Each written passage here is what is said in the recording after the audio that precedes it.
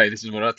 I was going through Chris Norik's React book and was learning about forms and Formic, which we use. Um, then I realized as I'm building this component and the forms, it's a perfect case study of how Cypress component testing complements the TDD developer experience. So I really want to share that because I think it's very neat. So here's this book, and the goal is to start with a simple example and build it over time. Okay, oops. Let's just start our code real quick. Now we'll be able to demo it from scratch. Just code and then yarn sci open CTN. That's all it takes. Okay, so let's just look at our first component here. So this is the first lesson, and it starts talking about Formic and what to use initial values for, on submit, on change. What are those for? Starts very simple, just one field to begin with, and some error checking. So we can quickly look at that example, and I'll just open the component test on the side so we can see both at the same time. So it starts very simple, right? Let's just go one step at a time. So we have the component. Let's just mount it. That's the first example. It's just a name field with a submit button. So it basically says if you submit without anything, then you should see that error message. And that's that logic right there.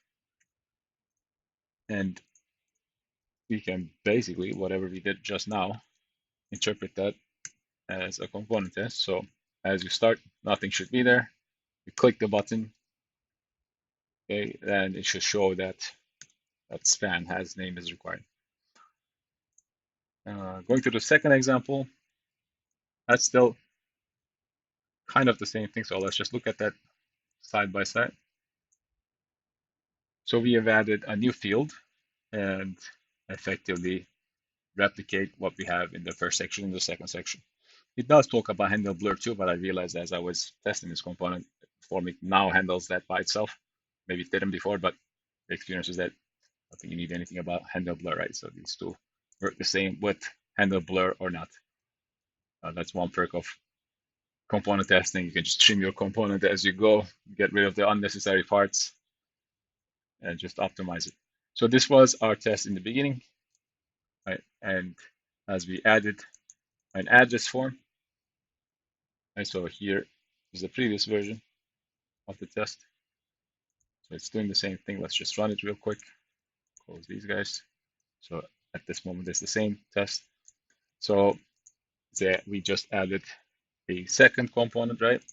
Our test is the same. So now we can just check that in the beginning address is required. It's also showing because it's pretty much the same implementation. And then let's make one addition to the test. Maybe when we type a character, those should go away. So we'll get that input and then we'll use the each chainer, get the field, okay, and then grab the field and just type something in there. So that action of typing something in there is just that. And so we type it and maybe we should check that, hey, those spans should be gone now. So that's how your component test is evolving over time. So let's look at the third lesson. So this one is about some conveniences and built-in components in Formic. So instead of your traditional form tag, you have now a custom component. So that replaces form. For field, for inputs, you have a replacement there. And to replace all the error logic, you have a error message component. And just match the name. This part is pretty much the same. Now we added an email field, right? We're evolving our component as we go. And Formic does a pretty neat job of clearing out trimming out whatever may not be necessary. So the component is evolving, so does our test. Now it has to evolve too. You would think so, right? But this is at the end just a refactor. So it is exactly the same test. So what were we able to do? We were able to significantly change our component, use the custom components from Formic, remove a lot of code, major refactor, everything still looks the same. So TDD at its best right there. Now, here's the final example. So Formic has a schema validation library called Yup that it not Formic, but they go really well together. Those client-side schema validation. Effectively, you just define your schema. Here's the shape of my schema. I should have these fields, and we added min and max here. So if we didn't have these min and maxes, right, let's remove those. It is the same thing, right? But now we're able to even further evolve our schema validation, min and max checks. And the bottom part is the same, right? The only thing that changes between the two is the schema. And if you go to the book, the examples may be diverging. I don't like that. I like getting one base, nice example, improving it a little, and then with every lesson learned, work on the same component, right? Because that's real life. That's what you do as you're developing, just improving what you have over and over and refactoring and adding tests. So these examples are inspired by the book, not one-on-one. And that looks like we don't even need this. So since you have tests now, right, it gives you that luxury to just make fearless changes. It's just having such high coverage is just next level luxury as you're developing. This is why TDD makes everything faster because you shoot off your changes as you go along. So you have the component. Let's just look at the spec. Maybe we should compare the before and after spec, right? So I will, for now, just comment out the different parts. So I believe if we just get rid of these, it is mainly the same thing, right? So we were kind of doing primitive, this should exist, this should exist sort of thing. We don't need that right now. We already checked that. Or we could just add it there. So it doesn't matter. But so we click the submit button and it should complain that each input field has something called is required. So effectively here and this part is the same thing. Of course, we could do some regex here instead of that. Sure thing, that, right? That should work, I guess. If it doesn't work, we can wrestle it. Perfect. So we should have some regex that is ending with is required. Perfect. Because side containers also can take regex, and that enables a lot of possibilities. So now at this moment, we have pretty much the same test that we started with over here. So here we were naively typing one character and expecting that this is required thing should go away, right? So now, since we have these form validations like minimum, maximum, it's a perfect time to do some boundary value analysis, right? So it's a good example of bringing that traditional test methodology knowledge into your development. Everybody knows boundary value analysis, but if you're interested in more test methodologies and their applications in the real world, I have this blog post, I'll link 50 of them, I think, and high level, what are they? And then some more details about them. But yeah, this is an okay example of boundary value analysis. And then usually testers, they go crazy about this, right? But I think the best place to verify something like this is at component level as you're creating the component. And we'll see how easy it is. So let's just open the spec. And right now, everything's in the same state. All right.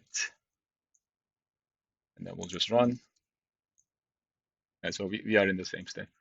So we want to test min-max of the fields. We should have a function that is able to generate random amounts of string. So the way this works is low-random 0 to 35, it picks something. To string can take a radix.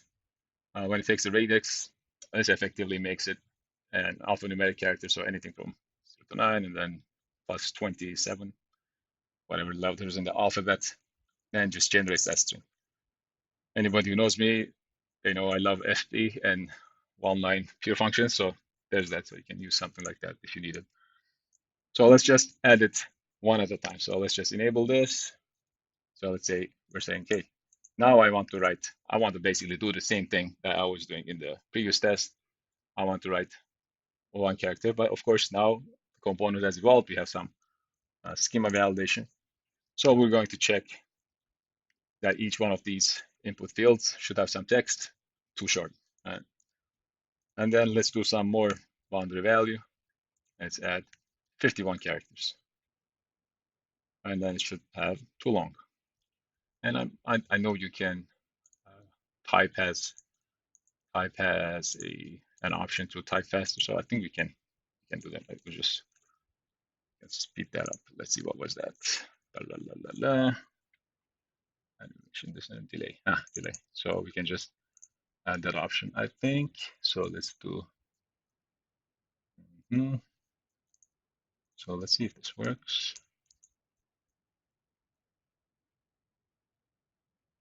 Okay. Okay. That's not gonna work. So let's just add the option. Delay. None. See how this. All right, I like that. Cool. So let's just do that everywhere.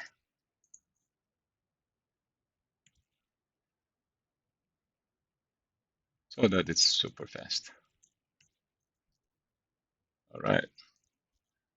So we test with 51 characters. Now we should verify that. You should see the text too long.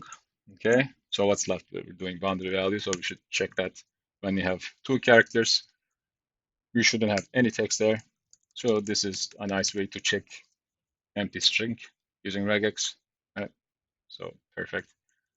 And then, yeah, some people asked that, how do you check what contains empty string? So you exploit regex. And then same assertion for 51 characters. So this is, I think, a pretty nice example of evolving your component. And as you're evolving it, making sure things are working every step of the way, using your component test, using TDD, and at the end, having a pretty nice, concise test. Takes about 2 seconds, but I think that's fair because we just put everything in one test. You could do multiple tests with this traditional unit test style, but since you have the runner, you can see everything. No, I don't think there's any need for boilerplate between the tests. So different opinions. This is the traditional Cypress way, as far as I understand it. I think it's okay to do it this way, like this, especially because we're in this each, and then we're making assertions about it. So that's it. Excellent tool for TDD, component testing with Cypress, and I would recommend to anyone. Thanks to all the people that are working on it. Can't wait for